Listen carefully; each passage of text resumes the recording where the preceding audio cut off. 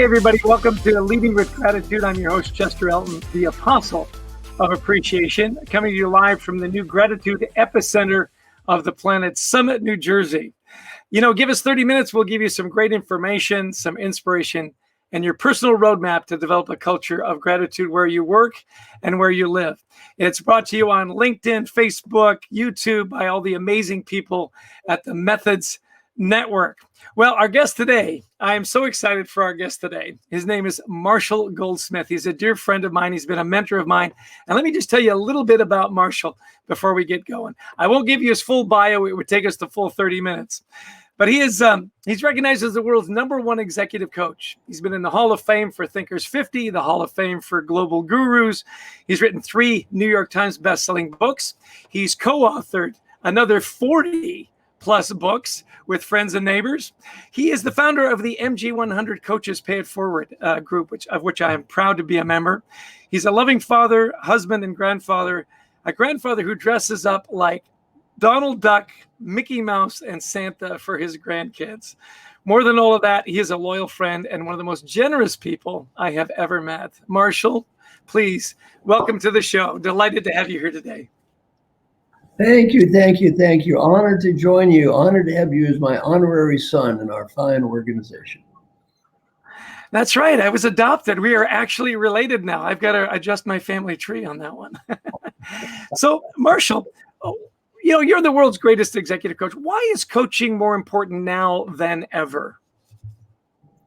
Well, there's an old saying that it's lonely at the top. Today, it's lonelier at the top. Most of the people I work with, they can't share much of anything with anyone. Anything gets online, it gets spread around the world. People laugh at them, they look like a fool. It is very tough today. And I think one thing that's I've worked so hard, and Chester, you know this, is trying to make coaching about helping great people, successful people get even better.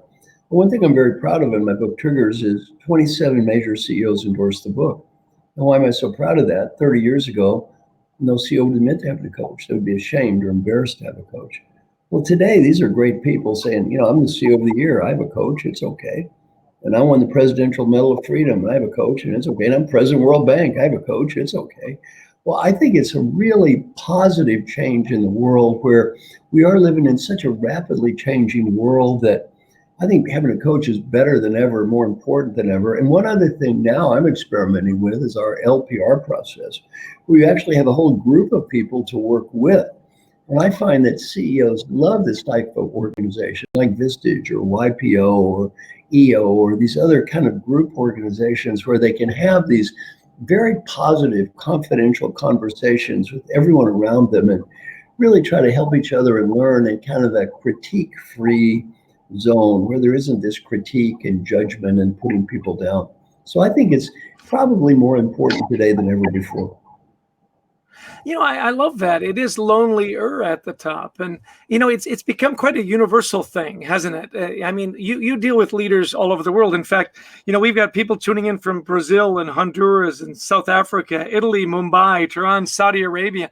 You've coached leaders in all those countries. So it is not simply an American thing, is it? It's a universal thing that leaders need to have that security in a coach, isn't it?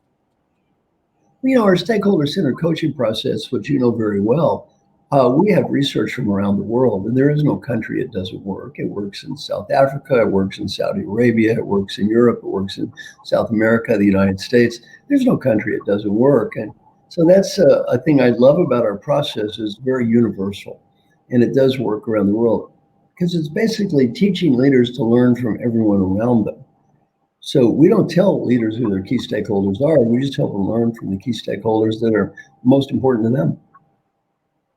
You know, and I love the stakeholder coaching whole philosophy, and it's one that I use that you taught me with the executive coaching I do, is this idea too of listening to people around you, your stakeholders. One of the things I love is the response to the feed forward that you get. And there's only one response when people give you feed forward, and that is? Thank you. You know, Chester, your show is about gratitude, and I think feed forward is a great way to express gratitude. In feed forward, the leader is asked to ask for ideas. For example, I want to be a better listener.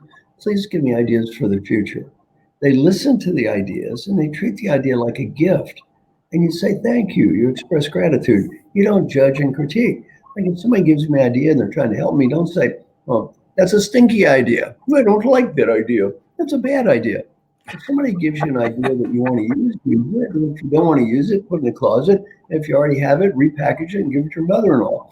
Just say thank you. So that gratitude is a key part of Feed Forward. I'll never forget the session that you taught me. We were at a conference in Italy, and you taught me to stop saying no, but, and say yes, and. He said, I'm going to fine you $5 for every time you say it. Now, I knew that was the challenge. I knew that was going to happen. And yet an hour later, I owed you $200. It was such a wonderful, to your point, accentuate the positive and say thank you. It's worked remarkably well for you, hasn't it? How much money have you raised for charity? Over $1 million. And mine is only 200 of that million. Yeah. Think about Chester. If you say that's great, but the but destroys the recognition. I mean, the kid comes home from school. Daddy, mommy, look at my report card. 5 times I made the highest grade, and 1 time I made almost the high grade.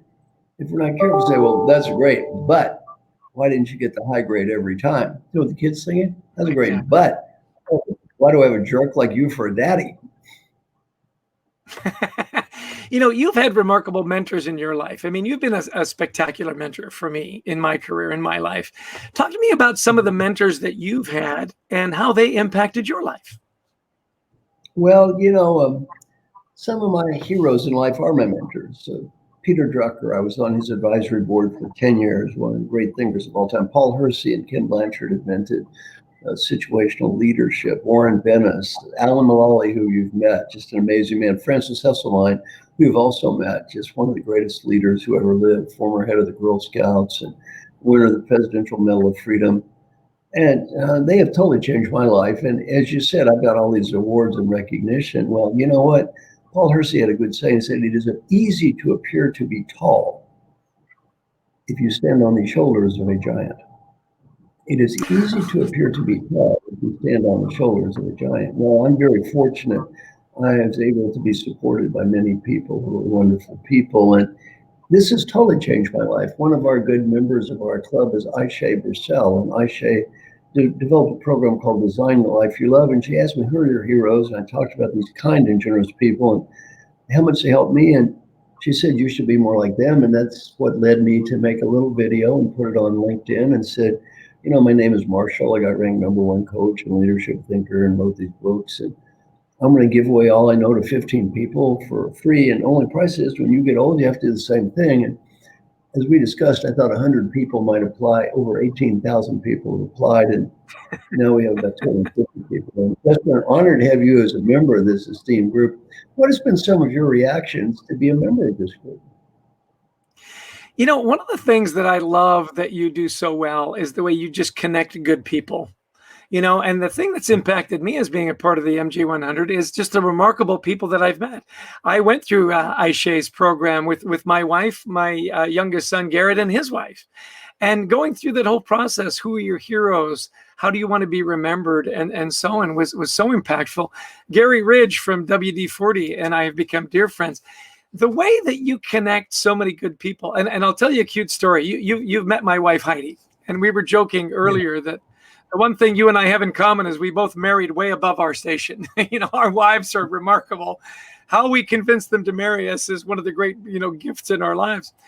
I was talking to her at I was at an MG100 gathering, and I said, I met this guy and he was just amazing. And I met this woman and she's just amazing. And they're doing all these amazing things. And she said, it seems to me like every person you meet is more remarkable than the last. And I said, well, it's kind of Marshall's rule. There are no jerks in this group.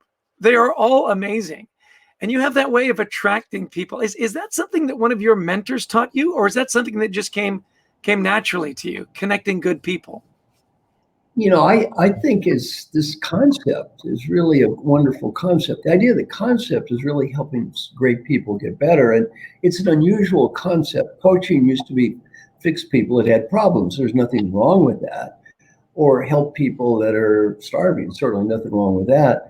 On the other hand, this is about helping great people. And the reason is these great people have so much of a shadow they cast on the world. And like if I could help a person like Alan Mulally, even a little bit, he has this incredible impact on the world. So indirectly, I'm helping maybe thousands of people.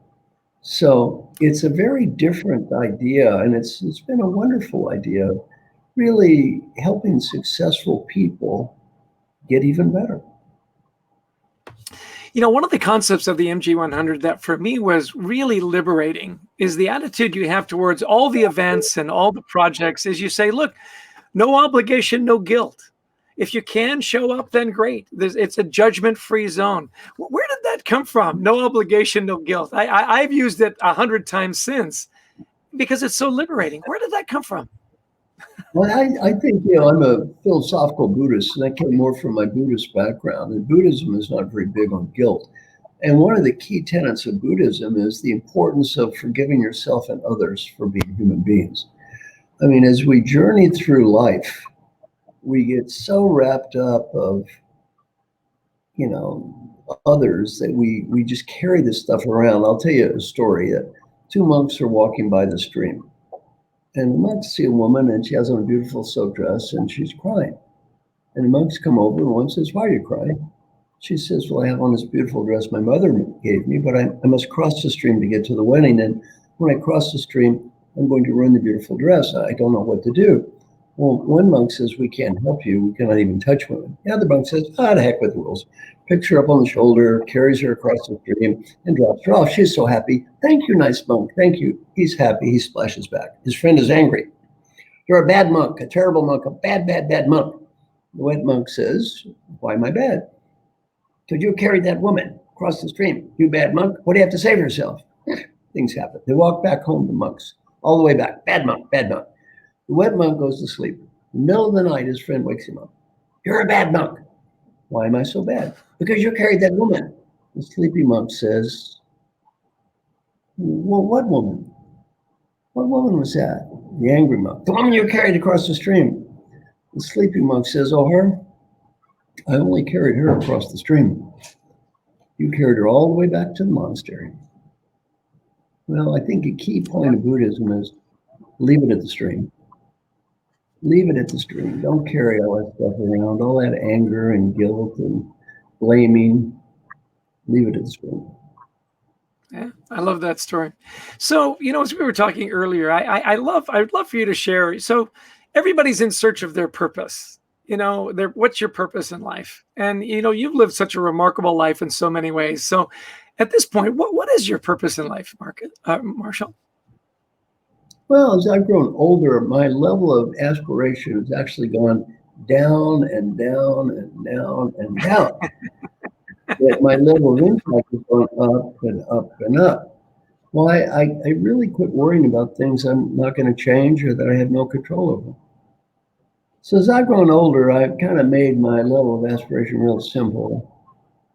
As someone listening to me right now or watching me on this session, my purpose is real simple: to help you have a little better life, and maybe help the people around you have a little better life. That's it. That's great. That's enough. That's enough. Yeah. That's great. It was so funny as my father was getting older, we'd ask him, like you say, your aspirations go down and down. We'd say, "Hey, Dad, at your age, are you setting any goals anymore?" And he'd look at us and he said one time, it was, I think you'll enjoy the story. He said, "Yeah, I really only have one goal left." I said, "What's that, Dad?" He said, "To live forever." I said, "Live forever?" He goes, "Yeah, so far, so good." So far, so good. Well, listen, Marshall, you're always engaged in the next project. So I know your aspirations are going down and down, your impact higher and higher. Tell us about some of the projects that you're engaged in now that have gotten you excited, that are in the near future. One is I got my movie is coming out called The Earned Life, and the next one is my new book. It's called The Earned Life. And the essence of my new book is, as we journey through life, we are constantly in the process of creating and recreating our life.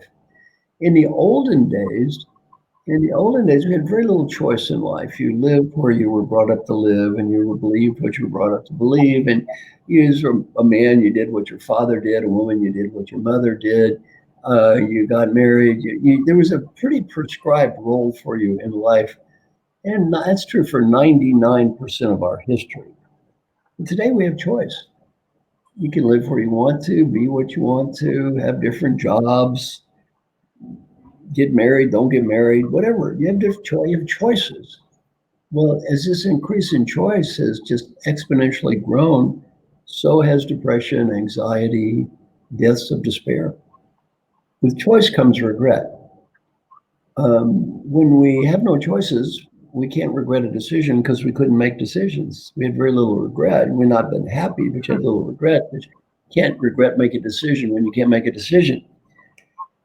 Today we have choices. You can make a ton of decisions. So one of the challenges today is realizing to make peace with the choices that you make.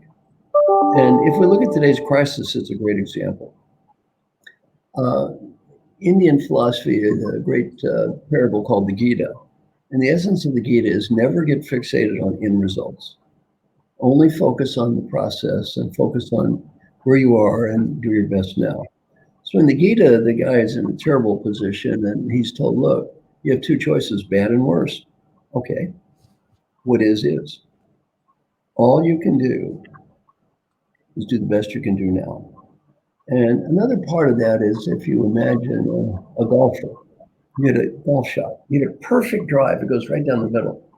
Someone has not done their job and there's a rock in the fairway. Your ball hits the rock and goes into the rough with a terrible lie.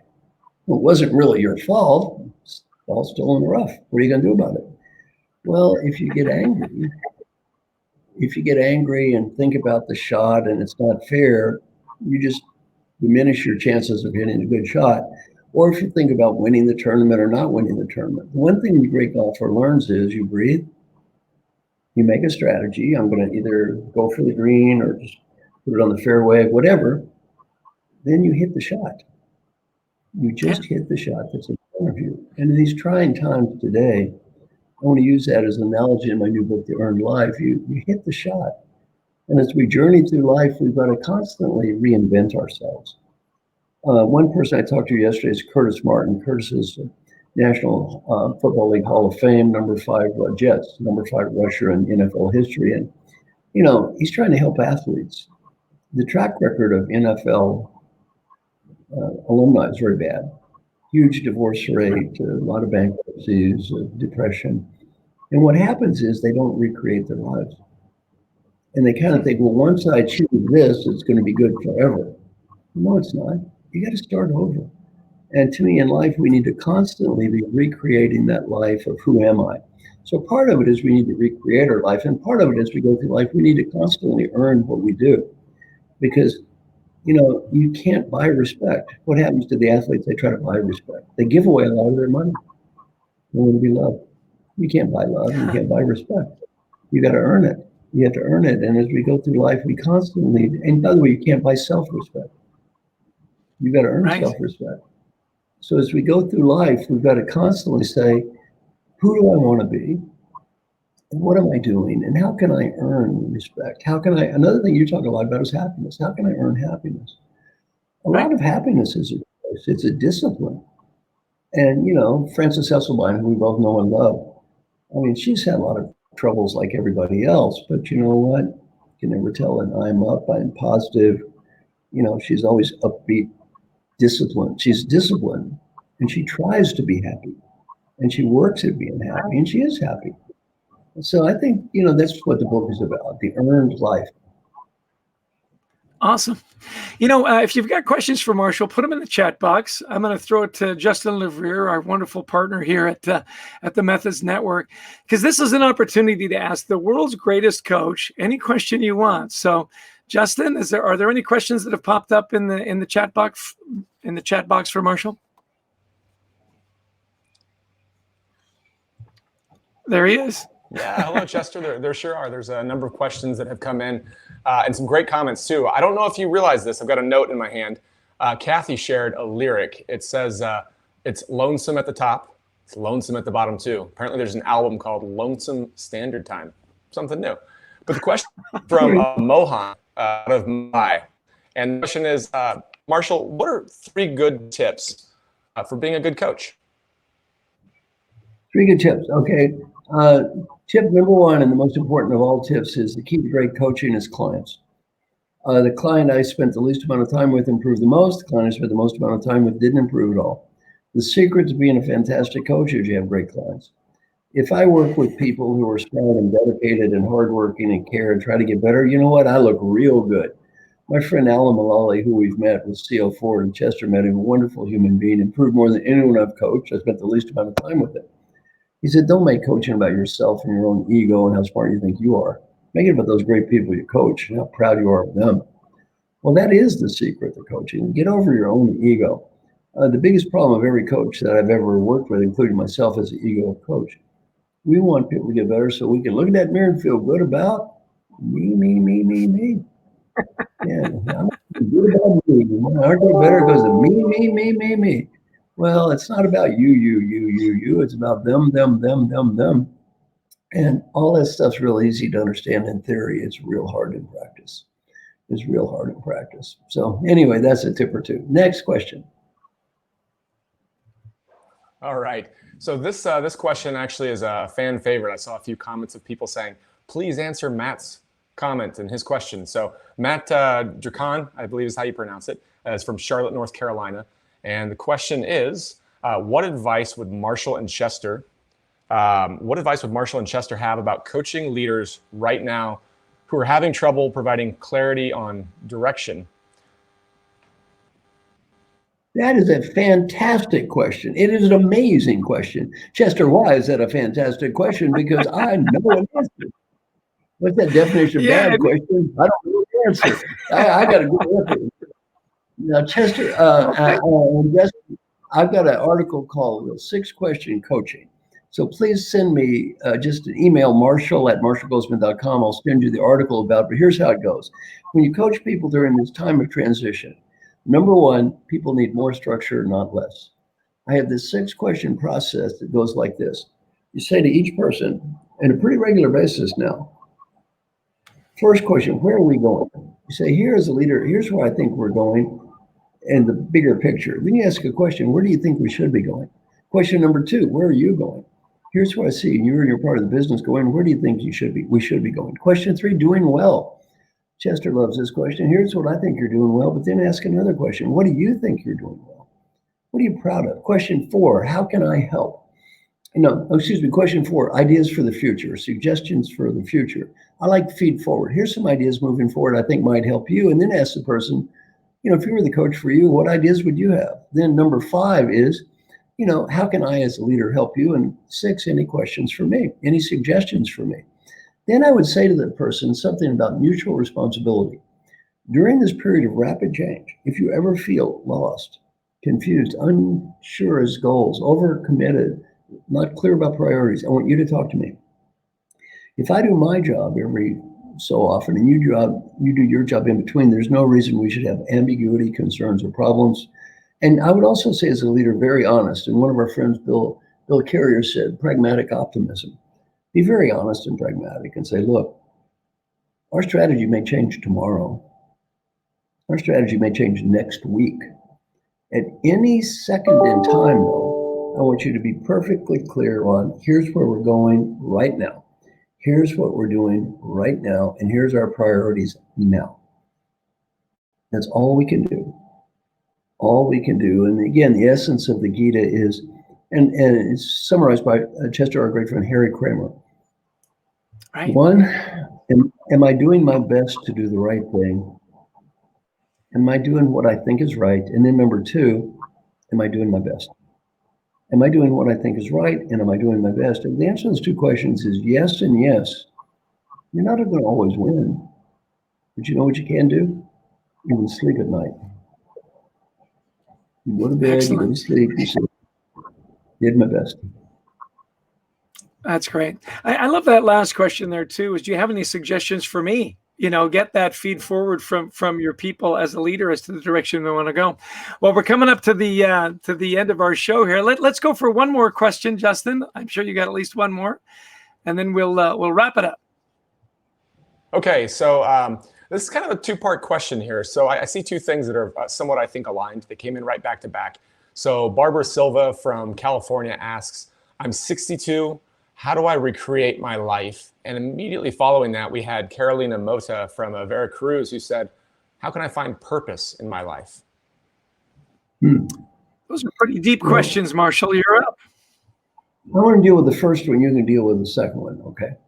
The first one is how to recreate my life. And I think you've got to ask yourself first, do a very honest assessment of where am I now? Then you say, where might I want to be? And my suggestion is to be very open during a period of career transition. Don't say, I don't want to do X, because maybe you don't want to work in some corporations, but maybe there's one corporation you would love to work in. Maybe you think you're not going to work in a nonprofit, but maybe one nonprofit would be special or one private equity would be special. So I suggest, I work with a lot of people in this transition phase, be very open, figure out what you want, realize you need to restructure your bio for every opportunity that's out there. They don't need to buy, you need to sell. Then you get whatever opportunity that really you think is the best opportunity you have, and then you move forward from there. And and by the way, I think recreating your life should be a constant journey. It's not like I did something and now I have to recreate my life. I think in essence, we're all recreating our lives. And good Buddhist philosophy is every time I take a breath, it's a new me. It's a new me. Just really quick on how do I find my purpose, and Marshall taught me this is find where you can serve. Find where you can serve. Start serving people, get out and do things for other people, get out of your, what is my purpose and find out what is a purpose that gets you excited. I find that when I'm the most unhappy is when I am not serving. So find where you can serve. Well, Marshall, we've got 2 minutes to go. So in 20 seconds or less, where did you find your gratitude today? We've got a campaign, #find your gratitude. Today, where did you find your gratitude, Marshall? I found my gratitude today from a wonderful friend of mine, a person who makes my life happy. My life is better off because I met this person, Chester, and number 2, Justin. Justin, who's done a great job in methods. He's really helped me reach a lot of people, and you. And, I like the idea of this gratitude thing, Chester. Gratitude. Find your gratitude. The great poet Jimmy Buffett said something that sounded sort of like this. Changes in attitude, changes in gratitude, nothing remains quite the same. For all of our running and all of our running, if we couldn't laugh, we would all be insane. Hooray! It wouldn't be a conversation with Marshall if he didn't break into song. I think along with your movie and your Broadway play, there's an album in your future, no doubt about it. Well, thank you so much.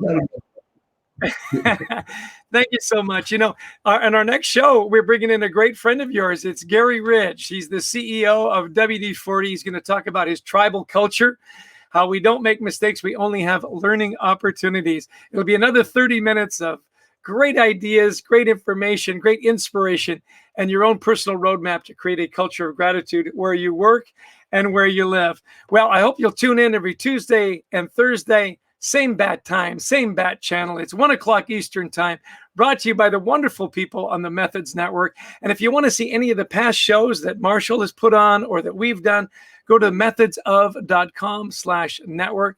I always want to give a shout out to the wonderful people at the Methods Network. They are a remarkable group to work with.